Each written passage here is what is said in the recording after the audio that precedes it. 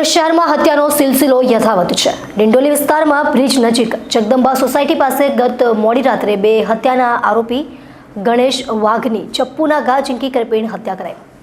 હત્યાને પગલે ડિંડોલી પોલીસનો કાફલો ઘટનાસ્થળે દોડી આવી કાર્યવાહી કરી હતી। ડિંડોલી વિસ્તારમાં બે હત્યાના આરોપીની મોડી રાત્રે ચપ્પુના ઘા મારી 3 થી 4 લોકોએ ઘાતકી હત્યા કરી નાખી હતી। ઘટનાની જાણ થતાં ડિંડોલી પોલીસનો કાફલો ઘટનાસ્થળે પહોંચ્યો હતો। પોલીસ સૂત્રો પાસેથી મળતી માહિતી મુજબ શહેરમાં છેલ્લા કેટલાય સમયથી હત્યાનો સિલસિલો યથાવત છે, ત્યારે ડિંડોલીમાં વધુ એક હત્યાનો બનાવ પ્રકાશમાં આવ્યો છે। ડિંડોલી બ્રિજ પાસે જગદંબા સોસાયટી પાસે મોડી રાત્રે 3 થી 4 લોકોએ ગણેશ ઉર્ફે ગણિયા વાઘને ચપ્પુના ઘા ઝીંકી રહેસી નાખ્યો હતો। ગણેશે 6 મહિના પહેલા દેવા નામના ઈસમની હત્યા કરી હતી। અગાઉ વર્ષ 2020માં કુખ્યાત બુટલેગર કાલોની ઘાતકી હત્યામાં પણ ગણેશ મુખ્ય આરોપી હતો।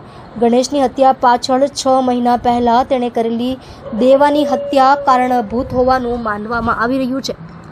દેવાના ભાઈએ હત્યા કરી હોવાનું સૂત્રો પાસેથી માહિતી મળી છે।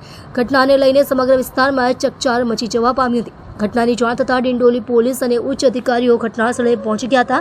પોલીસે મૃતદેહને પીએમ અર્થે સિવિલ ખાતે મોકલી વધુ કાર્યવાહી હાથ ધરી છે। આજરોજ ડિંડોલી પોલીસ સ્ટેશન વિસ્તારમાં જગદંબાનગર સોસાયટીમાં હત્યાનો એક બનાવ બન્યો છે। આ ઘટના અત્યારે સાંજના 8:30ની આસપાસની છે। આ ઘટનામાં જે મરણ જનાર છે એનું નામ ગણેશ વાઘ છે। એમાં એના મિત્રો સાથે બેસેલ હોવાની પ્રાઇમરી ઇન્ફોર્મેશન છે, પરંતુ આ ઘટના એમાં મિત્રોમાંથી કોઈએ કરી છે અથવા અન્ય કોઈ કરી છે એની તપાસ અત્યારે ચાલુ છે। જે આરોપી છે એની અમે જાંચ પડતાલ કરી રહ્યા છીએ। એને નજરે જોનાર કોઈ છે કે નહીં એ અથવા સીસીટીવી ફૂટેજ મારફત પણ અમે તપાસી રહ્યા છીએ। એક આરોપી છે કે કેટલા વધારે છે એ પણ અમે તપાસી રહ્યા છીએ। જે પણ માહિતી મળશે એ મુજબ આગળની કાયદેસરની કાર્યવાહી કરવામાં આવશે।